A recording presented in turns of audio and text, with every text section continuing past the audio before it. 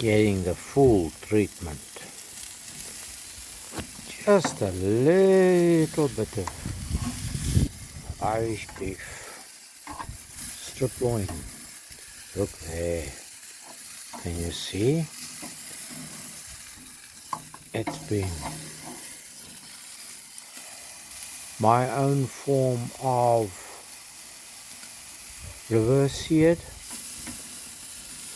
A trick or two that I've learned in the past, one day I'll reveal all, but for now we're just turning it a few times with the garlic butter soaking through.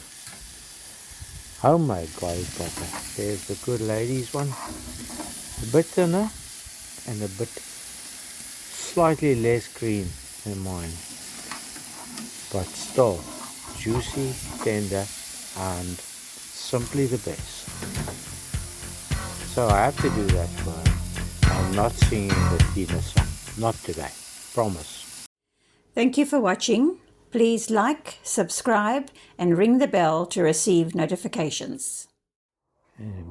Talking of young Tina there, if you're wondering, this is a frank pear. I did it my way. That's for sure.